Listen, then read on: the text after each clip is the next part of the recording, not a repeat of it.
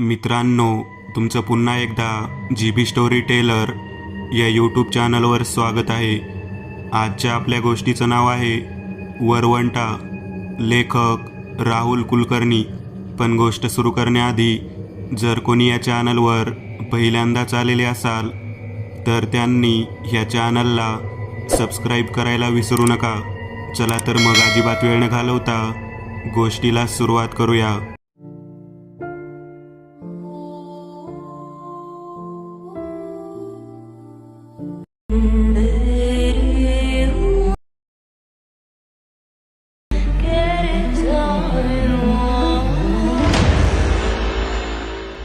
काल घरी आलेली ती बाई जरा विचित्रच होती ग आई.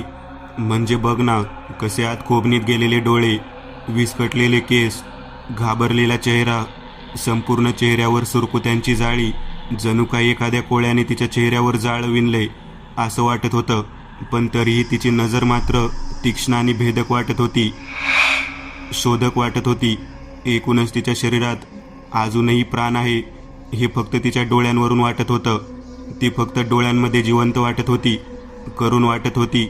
आई, पण काय म्हणत होती ती तुला? म्हणजे फक्त अंधार अंधार असंच काही सबडबडत होती ना ती? हो ग बाई, बिचारी रस्ता चुकली होती अंधारात. पण किती ते निरीक्षण तुझं. झोप आता पटकन, उद्या शाळा आहे तुझी, विसरू नको. आणि हो, ती पुन्हा आली तर आधी सांगेन तुला, मग बस तिच्याशी गप्पा मारत. तुझ्या आजीसारखी. या मायलेकींच्या गप्पा त्यांना कुठल्या शेवटाला नेणार होत्या याची कुणालाही कल्पना नव्हती. कल्पना होती फक्त एका व्यक्तीला की शक्तीला. प्रिया, वय वर्षे 14, इयत्ता 9वी, अतिशय हुशार, आबोल आणि स्वप्नाळू मुलगी. वडील रस्त्यावरील अपघातात अचानक गेल्यामुळे आईसोबत आईच्या माहेरी अंधारवाडीत आलेली. पण तिला इथेही रुळायला फारसा वेळ लागला नाही. फारच कमी दिवसात तिचे शाळेत तसेच वाडीतही बरेच मित्रमैत्रिणी झाले. एकूणच वडील गेल्याचं दुःख विसरण्यासाठी आवश्यक असणाऱ्या पोषक वातावरणात ती आली होती. आईसोबत तिची आजी वत्सलाबाई देखील तिला खूप जीव लावत होती. कधी नव्हे इतकं प्रेम ती नातीला देत होती. नातीला आजीचा लळा लागला होता. आई मंगलबाई दिवसभर वाडीतल्याच एका प्राथमिक शाळेत सहसेविका म्हणून तात्पुरत्या स्वरूपात कामाला रुजू झाली होती. एकट्या आईवर तरी किती भार टाकायचा या निर्मळ भावनेने ती काम करत होती. मंगलबाईचे वडीलही अंथरुणात पडून होते. त्यांचीही सेवा होईल या विचाराने ती माहेरी आली होती. आईच्या सांगण्यावरून बोलावण्यावरून दिवसामागून दिवस सुखाने जात होते, रात्रीही जात होत्या. पण नियतीला कदाचित हे चक्र मान्य नव्हतं. इथून पुढे येणाऱ्या रात्री प्रियासाठी वैऱ्याच्या ठरणार होत्या. ठिणगी उडाली होती. सुरुवात झाली होती. अगं, मला काही दिसत नाहीये, खरंच काही दिसत नाहीये. कुठे चाललोय आपण? ऐक ना, आईला सांगून येते ना. अगं, ती ओरडेल मला. प्रिया, ए बाळा, काय झालं? कुणाशी बोलते? काही स्वप्न बघितलंस का? हे पाणी घे, झोप झोप, कुणी नाहीये. आई ती मला काहीतरी सांगत होती. तिला काहीतरी सांगायचे आई. बरं असू दे, सांगेल ती. झोप आता, शहाणी मुलगी. अगं नको ना, मला काही दिसत नाहीये, खरंच काही दिसत नाहीये. कुठे चाललोय आपण? मला भीती वाटते. नको ना, आईला सांगून येते. अगं, ती ओरडेल मला. प्रिया, काय झालंय तुला? असं का करते बाळा? काय बघितलं सांग ना. कुणी मारलं का तुला? कुणी ओरडलं का तुझ्यावर? मी आहे ना तुझ्यासोबत, घाबरू नको. झोप बेटा. आई, मला जायला लागेल, झोपायला पाहिजे. तिने मला बोलावले आई, मला झोपलं पाहिजे. प्रिया, प्रिया, ए बाळा, अगं कुठे जाते? झोपू दे ग तिला. दिवसभर खेळून थकली असेल म्हणून बडबडते ती. नको मनावर घेऊ, झोप बाळा, आजी म्हणाली. प्रिया, ए प्रिया, उठ. 8 वाजलेत बघ. उठते ग आई, आताच तर झोपले. थांब जरा, उठते. अगं 10 तासांची झोपही कमी वाटते का आता तुला? उठ चल लवकर. आणि रात्री काय बडबड करत होतीस? आता झालं ना सगळं व्यवस्थित? घाबरट कुठली?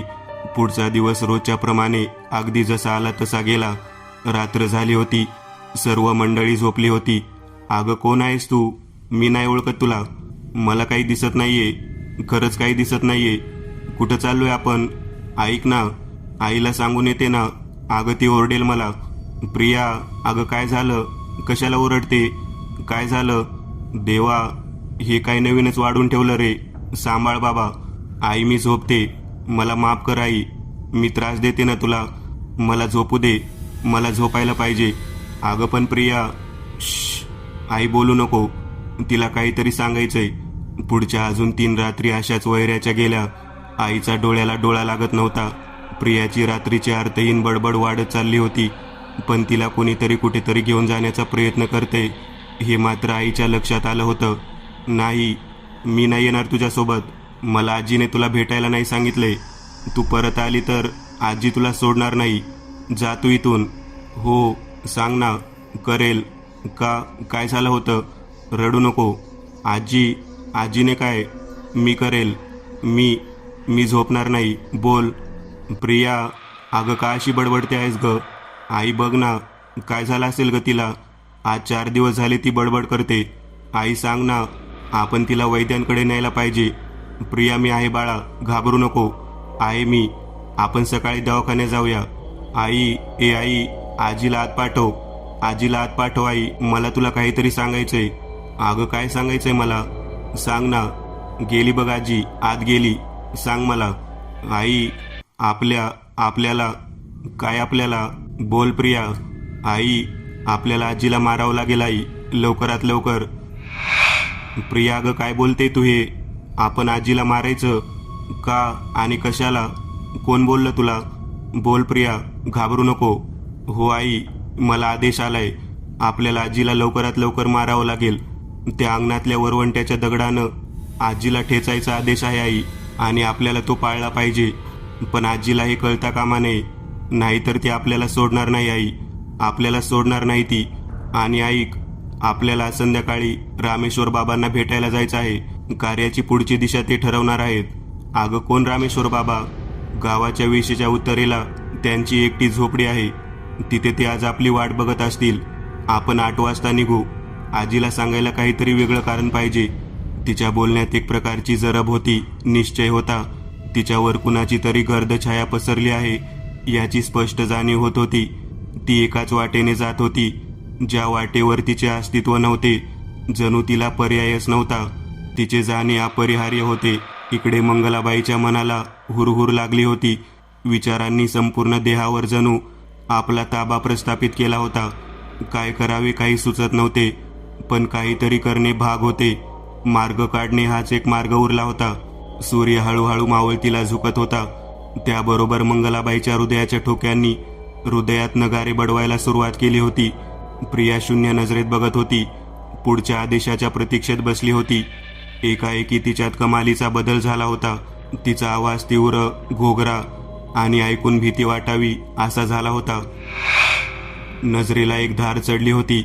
तिने आपल्याकडे पाहूच नये असे कुणालाही वाटावे इतकी तीक्ष्णता त्या नजरेत आली होती. आणि देहाची तर अवस्था एका मुटकुळ्याप्रमाणे झाली होती. तिचं वजन कमी झालं होतं. जेवण कमी झालं होतं. थोडक्यात तिचा कशावरही किंबहुना स्वतःवरही ताबा राहिलेला नव्हता. ती आधीन झाली होती.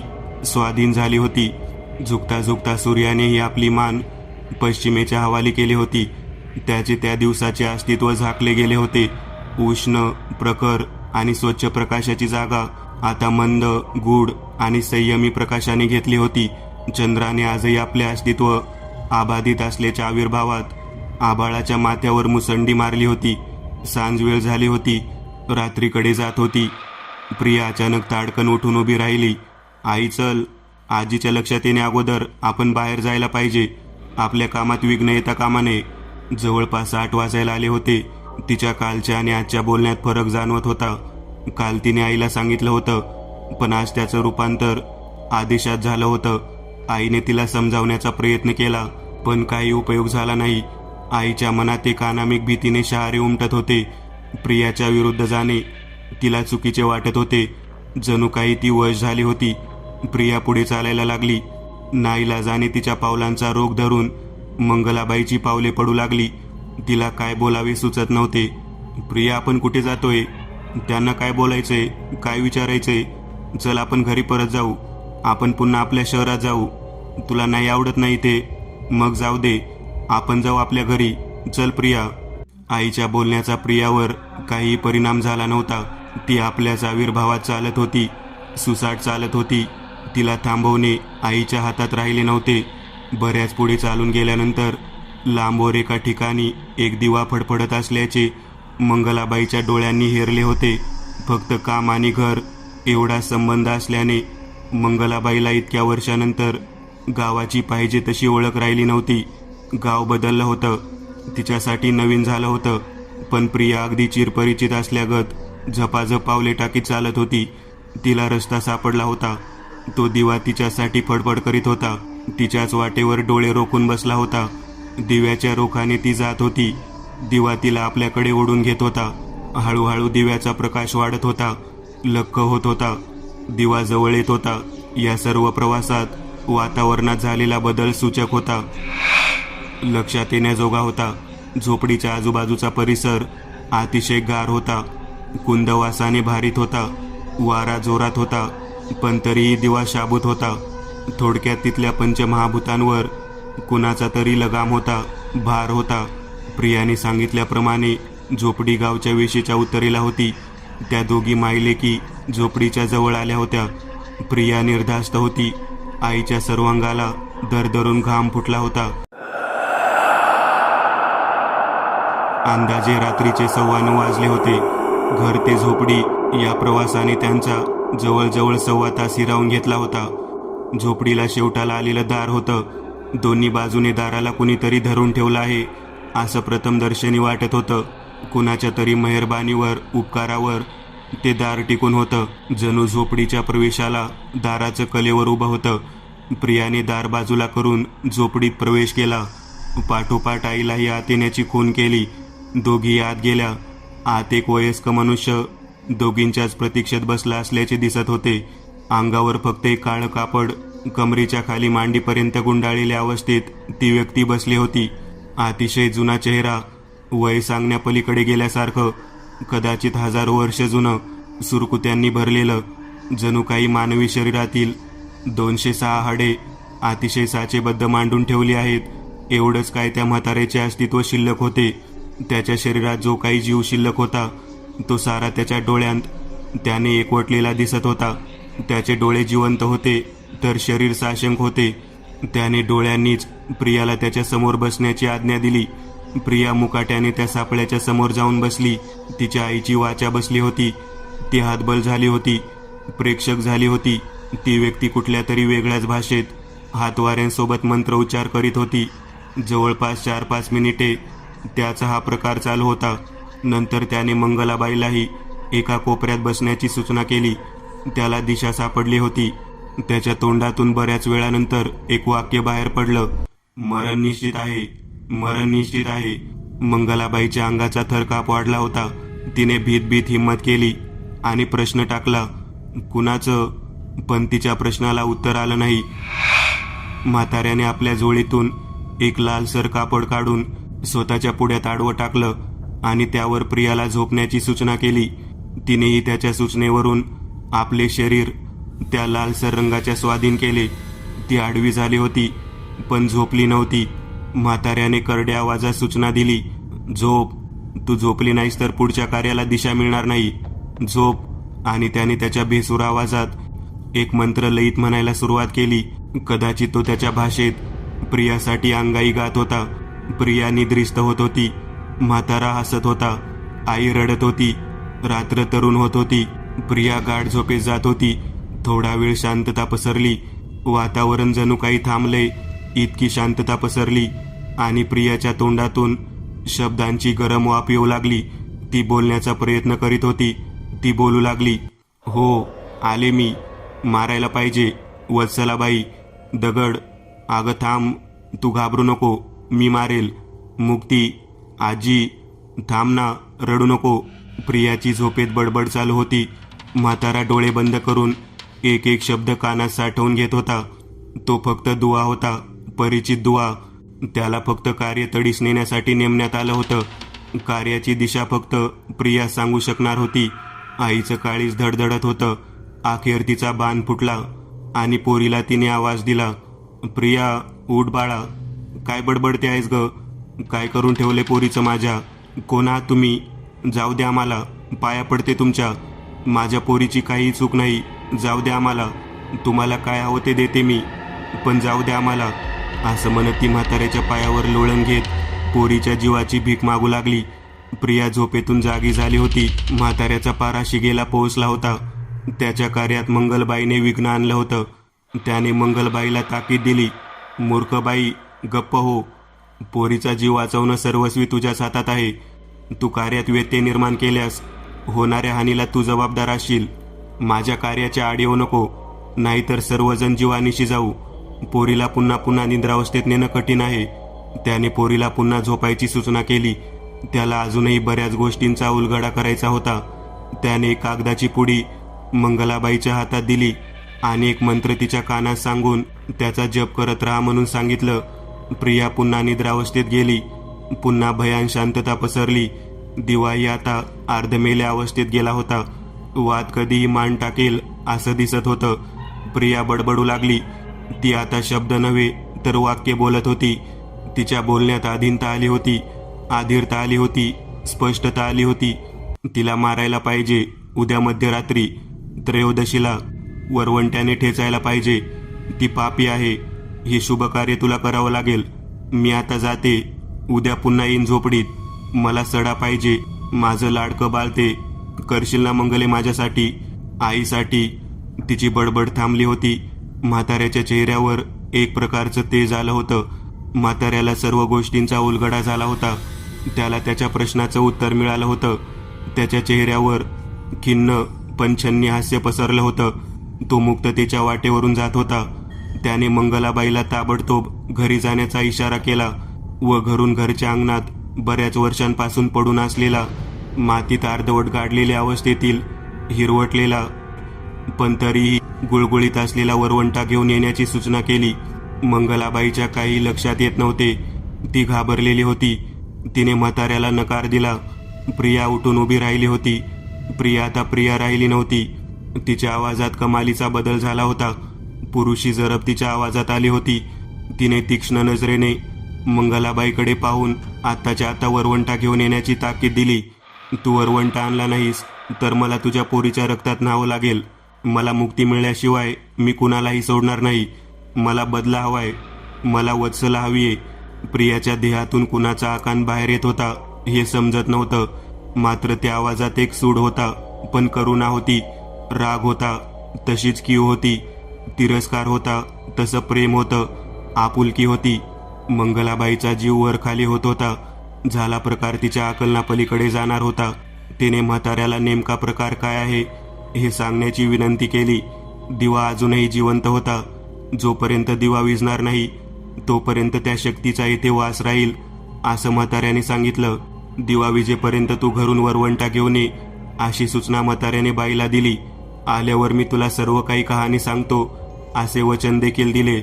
मुलीच्या जीवाची तू काळजी करू नको. तिला काही होणार नाही. ती फक्त मृत्यूने नेमलेले माध्यम आहे, एक संपर्क माध्यम.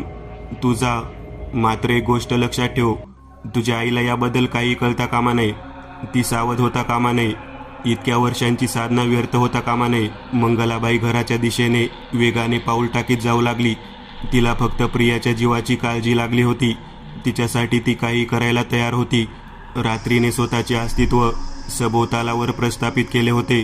तिचे साक्षीदार असलेले रातकिडे, पक्षी, वटवागळे, कावळे आपला वंश वाढवण्यासाठी व अंधारावर आपले वर्चस्व गाजवण्यासाठी आपापल्या खोप्यातून बाहेर पडले होते. कुत्र्यांनी एका भेसूर सुरात विवळायला सुरुवात केली होती. थोडक्यात घरापर्यंतचा रस्ता स्वतःचे अस्तित्व गमावून बसला होता. भीतीने गोठला होता. मंगलाबाई पुढे पुढे जात होती. इकडे म्हातारीची झोपडी प्रकाशाच्या उपकारातून मुक्त झाली होती. पुन्हा काळोख्याच्या स्वाधीन झाली होती. प्रियाला डोळ्यात वेदना जाणवू लागल्या होत्या. ती रडत होती, घाबरत होती. ती पुन्हा आपल्या देहात परतून आली होती. तिने दिलेला निरोप म्हाताऱ्याच्या लक्षात आला होता. तो एक एक दवा जोडून बघत होता. पूर्वार्धात झालेल्या काही दुष्कृत्यांचा तो साक्षीदार होता. तो बऱ्यापैकी जाणकार होता. साधारण रात्री 2 वाजेच्या सुमारास त्याला मंगलाबाईची चाहूल लागली. त्याने पुन्हा दिवा पेटवला. मंगलाबाई असल्याची खात्री करून तिचा झोपडीत प्रवेश होण्यापूर्वी त्याने पुन्हा दिवा मालवून टाकला. झोपडीत आता फक्त एक जक्क म्हातारा, एक स्त्री एक कोवळीशी मुलगी आणि भारदस्त आणि गडद असा अंधार होता. बाईने सोबत वरवंटा आणला होता. तिचा चेहरा अत्यंत थकलेला होता, शिनलेला होता. बऱ्याच अडचणींचा सामना करीत ती इथवर आली होती हे स्पष्ट होतं. बाईने म्हाताऱ्याच्या पुढ्यात रडायला सुरुवात केली. तसा तो तिला धीर देत म्हणाला, तू मुलगी असली तरी तुला एका मुलाची जबाबदारी पार पाडावी लागणार आहे. खचून जाऊ नकोस. मी तुला सर्व हकीकत सांगतो. ऐक, आजपासून साधारण 40 वर्षांपूर्वी तुमचं या गावात एक प्रतिष्ठित असं घर होतं. तुझ्या वडिलांना गावात बराच मान होता. सावकारीचा धंदा असल्याने त्यांचे बऱ्याच लोकांशी व्यवहाराचे संबंध होते. तुझ्या वडिलांचं लग्न झालं होतं, पण त्यांना अपत्य होत नव्हतं. त्यांच्या पत्नीमध्ये दोष होता. ते सतत विवंचनेत असत. शेजारच्या गावात एक जोडपं राहत होतं. त्यांच्यावर तुझ्या वडिलांचे बरेच उपकार होते. यांनी वेळोवेळी त्यांना पैशाची मदत केली होती. त्यांना एक सुमित्रा नावाची सुंदर मुलगी होती, जिच्यावर तुझ्या वडिलांचे प्रेम जडले होते. एका अपघातात तिच्या आईवडिलांचे निधन झाले आणि ती मुलगी एकटी पडली. गावाकडून सहानुभूती पण मिळेल आणि मनातील इच्छा पण पूर्ण होईल या विचाराने तुझ्या वडिलांनी त्या मुलीशी औपचारिक दुसरा विवाह केला. डोक्यावरील कर्जाचा ताणही जाईल आणि पुढील आयुष्य सुखाने जाईल या विचाराने त्या मुलीने देखील आनंदाने विवाह केला. काही दिवस आनंदात गेले. दोन्ही सवती खुशीने घरात नांदत होत्या. पण दैवाला कुणाचा जास्त आनंद बघवत नसतो. तुझा जन्म तुझ्या वडिलांच्या दुसऱ्या पत्नीच्या म्हणजे सुमित्राच्या पोटी झाला, जिच्यावर केवळ उपकार म्हणून आणि शरीराची भूक भागवण्याची तुझ्या वडिलांनी जबाबदारी टाकली होती. तुझा जन्म झाल्यावर तुझ्या सावत्र आईने वत्सलाने तिचा छळ करायला सुरुवात केली. तिला तुझ्या आईचं सुख बघवत नव्हतं. तिला आई व्हायचं होतं. तुझ्यावर हक्क प्रस्थापित करायचा होता. स्वतःसाठी नाही तर जगासाठी आई व्हायचं होतं. तिच्या मनात तुझ्या आईविषयी घृणा निर्माण झाली होती. तुझ्या बाबांना याची कल्पना नव्हती. ते दोघींवर सारखेच प्रेम करीत होते. पण तुझ्या सावत्र आईचा निश्चय पक्का झाला होता. ती त्रयोदशीची रात्र होती. बाहेर वैशाखाच्या सरी पडत होत्या. पाऊस जोरात होता. तुझी आई बाहेरच्या खोलीत गाढ झोपत होती. दैव तुझ्या आईच्या विरुद्ध दिशेने धावत होतं. वत्सलाबाईने डाव साधला होता. कुणाच्याही लक्षात येण्या अगोदर ती भर पावसात बाहेर आली. ओट्यावरच्या कोपऱ्यात ठेवलेला वरवंटा तिने आपल्या हातात घेतला. नियती तिच्या सोबत होती. तो पाऊस तुझ्या आईच्या शेवटच्या श्वासाचा एकमेव साक्षीदार ठरला होता. जणू तिच्या मृत्यूची चाहूल आभाळाला लागली होती आणि त्याच्या डोळ्यातून दुःखाश्रू ओघळत होते. वत्सलाबाईने खाली जमिनीवर झोपलेल्या तुझ्या आईला काही कळण्या अगोदर तिच्या वर्मावर घाव घातला. निगरूनपणे तुझ्या एका आईने दुसऱ्या आईचा काटा काढला होता. तुझी सखी आई तशीच पडून होती, पण आता तिच्यात जीव नव्हता. फक्त शरीर होतं, एक निष्प्राण शरीर. काही क्षण तिची शेवटची किंकाळी आसमंतात भिडली होती. मात्र पावसाच्या आणि विजेच्या आवाजात तिचा तो आवाज देखील दाबला गेला होता. मृत्यूदेवतेच्याही अंगावर शहारा यावा असा दुर्दैवी निगरून मृत्यू तुझ्या आईच्या वाट्यास आला होता. जमिनीवरून रक्ताची एक सरळ ओळ दाराशी येऊन थांबली होती. ज्या दारातून तुझी आई माप ओलांडून आत आली होती, त्याच दारातून बाहेर जाण्याचा मार्ग ती कलेवारातून आलेली ओळ शोधत होती. मात्र पुढच्या काही क्षणात तिथे आवरावर झाली होती. सारवासारव झाली होती. तुझ्या आईच्या अस्तित्वाच्या खुणा नाहीशा झाल्या होत्या. घरातील रात्र पूर्वपदावर येत होती. सर्व नियोजन अगोदर केल्याप्रमाणे वत्सलाबाईने तुझ्या आईचं प्रेत त्याच मध्यरात्री गावाच्या वेशीपासून लांब असलेल्या एका जुन्या जीर्णाशा निर्मनुष्यवाड्यात पुरण्याचे सोपस्कार केले होते. वत्सलाबाई आई झाली होती. नंतर तुझ्या वडिलांना विश्वासात घेऊन तसेच पैशाचा मारा करून ते प्रकरण जगासाठी कायमचं बंद केलं गेलं होतं. तुझी आई दोन्ही बाजूंनी उपेक्षितच राहिली होती. पण तिच्यातला देह आणि स्त्री जरी मेली असली तरी आई मात्र अजून जिवंत होती. तुझ्या आईला मुक्ती मिळाली होती आणि सदर घटनेचा मीही एक प्रत्यक्ष साक्षीदार होतो. तुझ्या आईचे प्रेत घरातून त्या वाड्यापर्यंत पोहोचवण्याची जबाबदारी त्यावेळेस पैशाच्या मोहापायी मी पार पाडली होती. मात्र त्या घटनेनंतर मला कधीही सुखाची झोप लागली नाही. मी आयुष्यात कधीही सुखी झालो नाही. माझी नंतर अत्यंत वाईट अवस्था झाली. मी भिकेला लागलो. तुझी आई माझ्या स्वप्नात येऊन मला त्रास देऊ लागली. पण मीही माझ्या आजोबांकडून थोडी दैवी विद्या प्राप्त केल्याने आजवर जिवंत राहू शकलो. माझे आजोबा देखील मोठे मांत्रिक होते. मीही पुढे जाऊन त्यांच्यासारखेच व्हावे अशी त्यांची फार इच्छा होती. पण दुर्दैवाने एका अपघातात ते मरण पावले आणि मी त्यांच्या आशीर्वादापासून वंचित राहिलो. पण या घटनेनंतर तुझी आई मला वेळोवेळी वेगवेगळे दृष्टांत देऊ लागली. मी तुझ्या आईचा गुलाम झालो आणि नंतर या झोपडीत वास्तव्यास आलो. आता मला जगण्यात काही स्वारस्य राहिलेलं नाही. पण तुझ्या आईला मुक्ती दिल्याशिवाय मला मुक्ती मिळणार नाही अशा शापात मी अडकलो आहे. मी केलेली चूक मला सुधारावी लागणार आहे. नंतर वत्सलाबाईला सुद्धा पाहिजे तसं सुख लाभलं नाही. तुझ्या आईने तिचा अप्रत्यक्षरित्या भरपूर छळ केला, पण ती तिला मारू शकली नाही. म्हणून वत्सलाबाईने तुला लहानपणीच तुझ्या आत्याकडे शिकायला पाठवून तुझ्या आईचं मन वळवून दिलं होतं. मात्र आता तुझी आई पुन्हा जागृत झाली. त्याला कारणही तसेच आहे. तुझ्या आईच्या त्रासापासून मुक्ती मिळवण्यासाठी वत्सलाबाई एका मोठ्या शार्दूल नावाच्या मांत्रिकाला भेटली.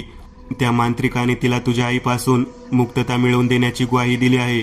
मात्र त्या बदल्यात त्याने तुमच्या कुटुंबाच्या वंशाचे बलिदान द्यावे लागेल अशी घट घातली आहे.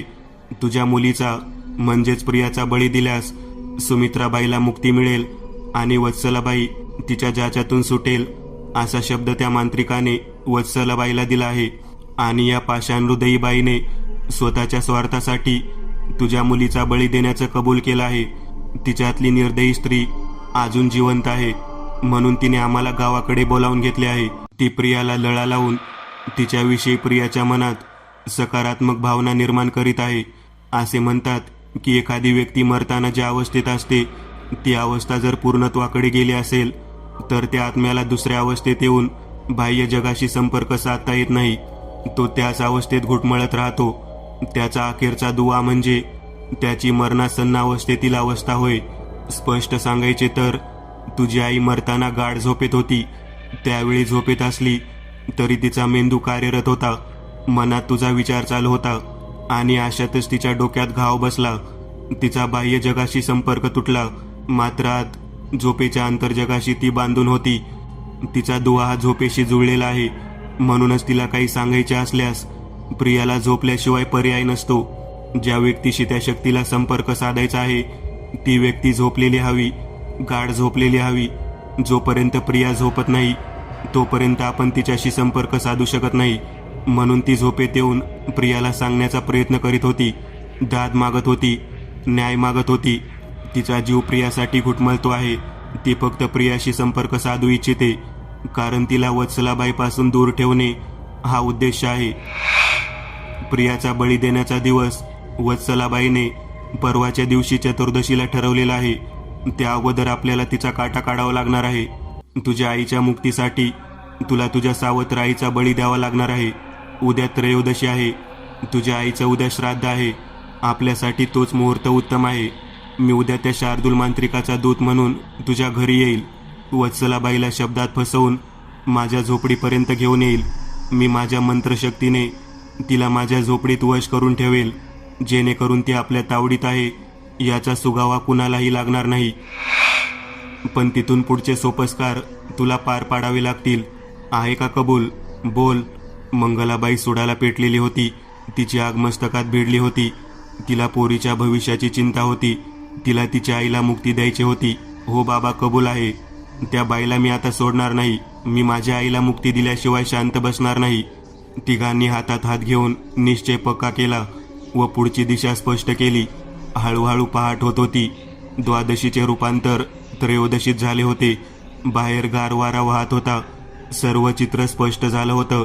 वातावरण स्पष्ट झालं होतं. येणारी रात्र भयंकर होती, क्रूर होती, पाशवी होती. प्रिया व तिची आई घराकडे रवाना झाले. वत्सलाबाई झोपेतून उठली होती. रात्रभर मुलगी व नात बाहेर होती याची तिला किंचितही फिकीर नव्हती. पण तरीही पहाटे प्रियाला पाहून तिच्या चेहऱ्यावर विकृत आनंद पसरला होता. त्याला कारणही तसंच होतं. तिच्या दृष्टीने प्रियाचा उद्याचा दिवस अखेरचा होता. संध्याकाळी 7च्या सुमारास दारावर खटखट झाली. वत्सलाबाईने दार उघडलं. समोर एक अनोळखी म्हातारा उभा होता. मी शार्दूल मांत्रिकाचा सहकारी आहे व तुला आत्ताच्या आता बाबांनी बोलावले आहे असे त्याने तिला सांगितले. तू माझ्यासोबत आली नाहीस तर खूप मोठ्या संकटाला तुला तोंड द्यावे लागेल, अशी धमकी दिल्यावर ती गलित गात्राने त्याच्या मागोमाग निघाली. काही वर्षापूर्वी याच माणसाच्या मदतीने तिने स्वतःच्या सवतीचा काटा काढला होता, पण आज ती त्याला ओळखू शकली नव्हती. काटा झुकला होता. नियतीच्याही मनात तिच्याबद्दल तिरस्कार उत्पन्न झाला होता. ती जाळ्यात अडकली होती. वत्सलाबाई हळूहळू संपत होती. निसर्ग आपली कूस बदलत होता. रात्र होत होती आणि वरून हलक्या हलक्या सरींची बरसात सुरू झाली होती. तीच रात्र पुन्हा जवळ येत होती. फक्त यावेळेस रात्रीची शिकार वेगळी होती. आजची रात्र वत्सलाबाईच्या नावाने ढळणार होती.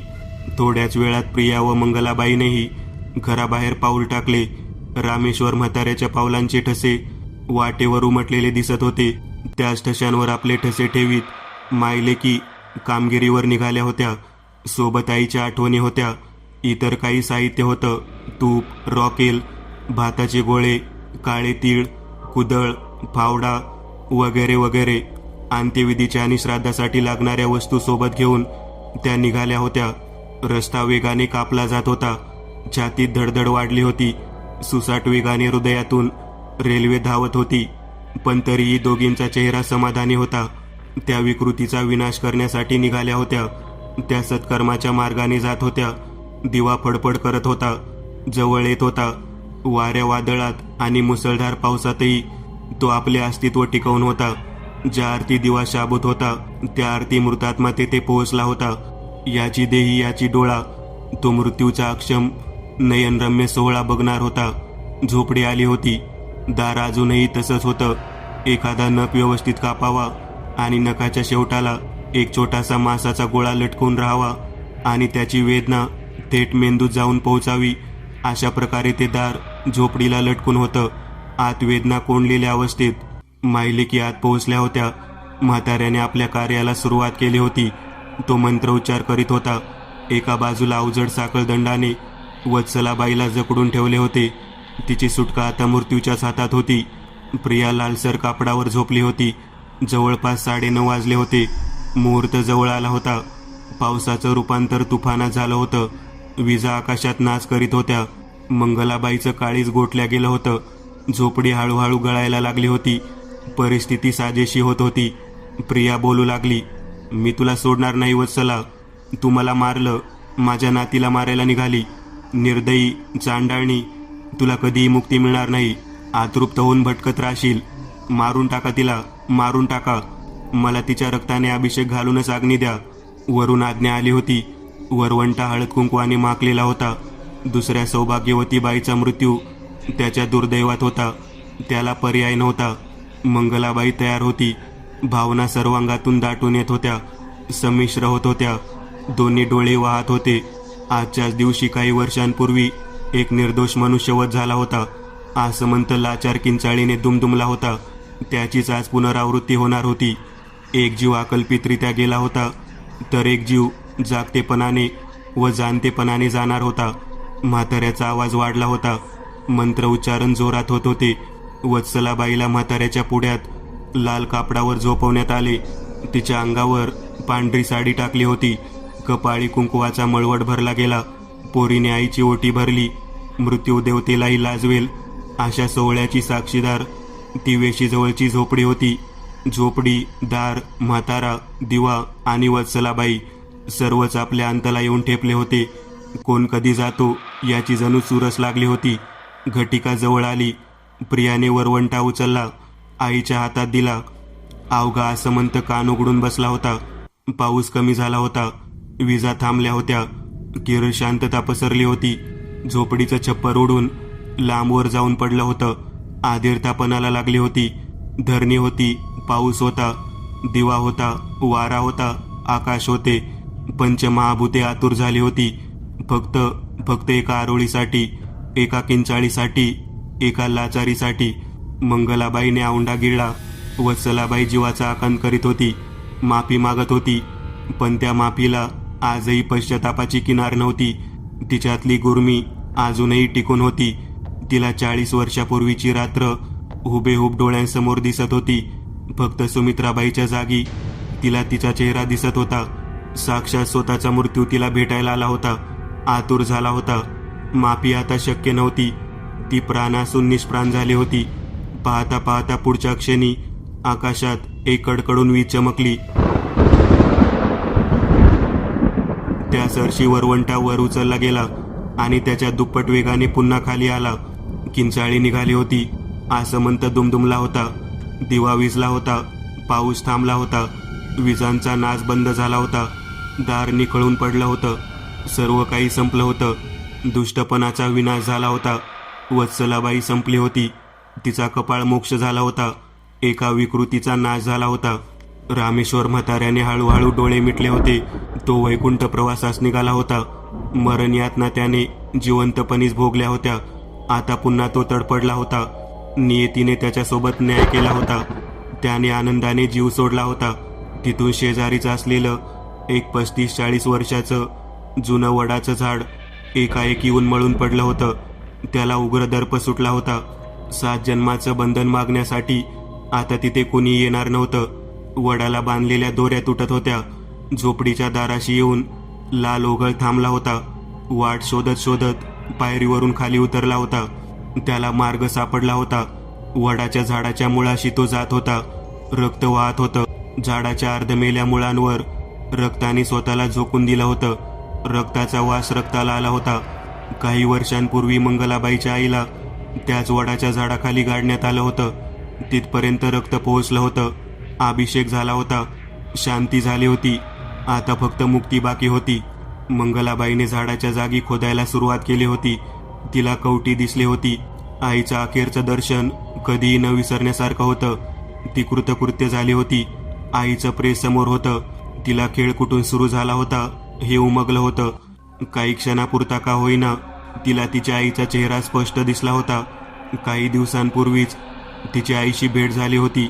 रात्रीच्या वेळी रस्ता चुकलेली, फक्त अंधार अंधार असं बडबडणारी म्हातारी तिचा मृत्यू झालेली दुर्दैवी आईच होती. तिला सगळ्या घटनांचा क्रम समजला होता. शेजारी दुसऱ्या आईचं प्रेत तिने ठेवलं होतं. मात्र डोळ्यात अश्रू पहिल्या आईसाठीच वाहत होते. तिचे संस्कार पणाला लागले होते. एका बाजूला रामेश्वर म्हाताऱ्याचं प्रेत अग्निडागाच्या अपेक्षेने मंगलाबाईच्या आसुसलेल्या डोळ्यांच्या दिशेला कलंडले होते. तिसरी चिता मुक्ततेच्या आशेत होती. तृपाचा अभिषेक ती तिघी प्रेतांना घालीत होती. तिचा स्वतःवर विश्वास बसत नव्हता. तिने कार्य तडीस नेलं होतं. रात्र गूढ होत होती. जवळपास 12 वाजेचा सुमार होता. चंद्र पुरेसा तारुण्यात आला होता. तेजस्वी झाला होता. तिने तिन्ही प्रेतांना अग्निडाग दिला. एका मुलाची जागा एका मुलीने घेतली. एक देह कर्माने तृप्ततेने जळत होता. एक दुष्कर्माने अतृप्तेने जळत होता. एक देह फक्त मुक्ततेसाठी जळत होता. हळूहळू ज्वाळा संपत होत्या. हवेत गारवा येत होता. चहूबाजूला निर्मळतेचा सुगंध पसरला होता. काम आटोपलं होतं. घराकडे जाणारी वाट आसुसलेली होती. पावले हलकी झाली होती. मायलेकी माघारी वळल्या होत्या. आता मनात शंका नव्हती. काम फत्ते झालं होतं. दोघींच्या डोळ्यात विजय होता. रस्ता स्वच्छ होता. दोन्ही स्वच्छंद होत्या. आकाश निरभ्र होतं. आयुष्याला कलाटणी मिळाली होती. दोघीही आयुष्याची नवीन सुरुवात करायला जात होत्या. सर्व वातावरण पूर्वपदावर येत होतं. वरवंटा तिथेच पडून होता. पुढच्या सावजाच्या प्रतीक्षेत चन्नी आवेशात. मी एक नवीन चॅनल ओपन करत आहे. त्यावर तुम्हाला ॲनिमेटेड हॉरर स्टोरीज पाहायला मिळतील. त्या चॅनलची लिंक या व्हिडिओच्या डिस्क्रिप्शनमध्ये दिलेली आहे. चॅनलला सबस्क्राईब करायला विसरू नका. मित्रांनो, आज पुरतं एवढंच. तुम्हाला जर काही गोष्ट आवडली असेल तर नक्की लाईक करा.